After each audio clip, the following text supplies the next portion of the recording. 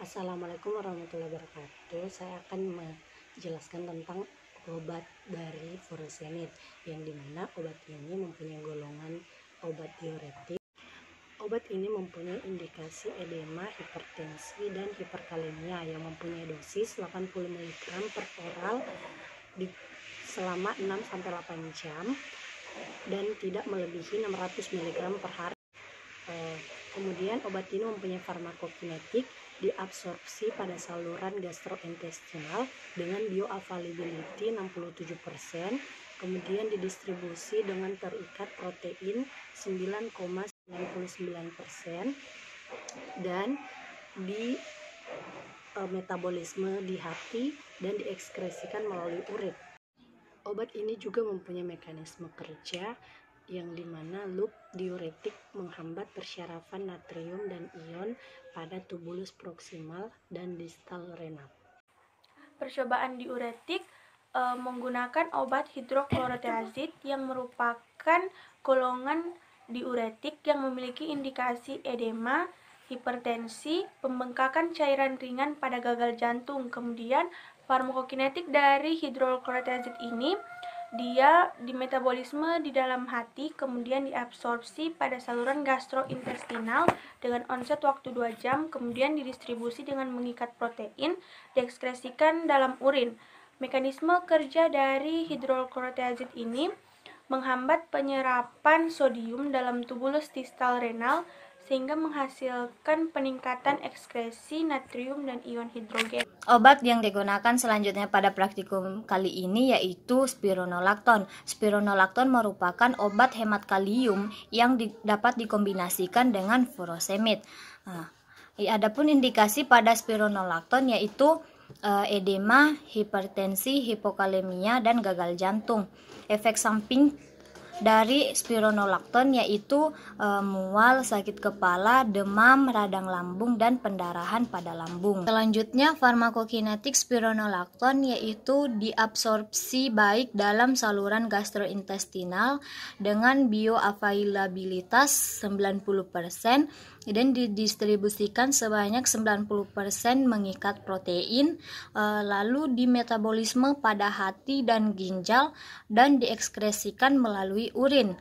Mekanisme kerja spironolakton adalah dengan cara memblokade ikatan aldosteron pada reseptor sitoplasma sehingga meningkatkan Na+, Cl- dan H2O dan menurunkan sekresi K+ yang diperkuat oleh listrik.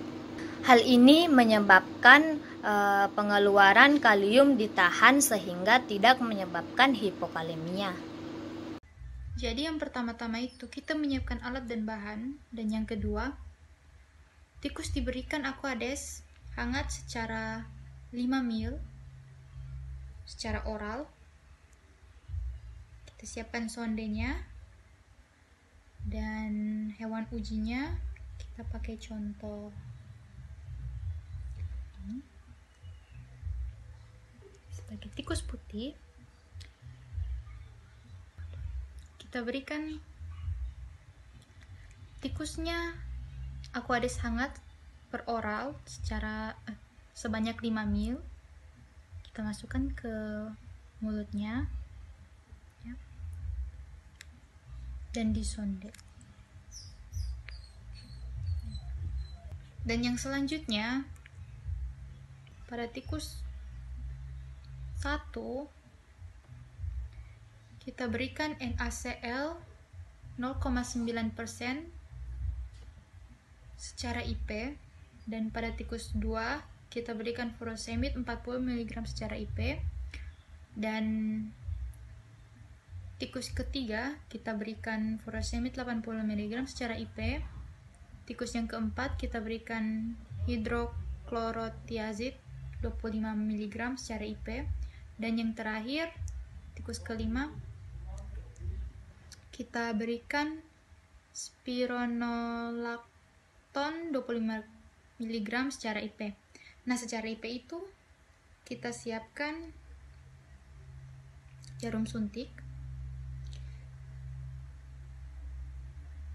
Kita menyuntikannya itu di bawah perut tikus putih, kita menyuntikannya itu di bawah perut tikus putih di sini. Situ. Dan setelah itu tikus dimasukkan kembali ke dalam kandang. Selanjutnya, tampung urin tikus pada wadah urin dan catat frekuensi urin tikus selama 30 menit, 60 menit, dan 90 menit serta warna urin dan kejernihan akhir urin. Dan yang terakhir itu hitung volume kumulatif urin yang ada pada tikus putih. Sekian, terima kasih.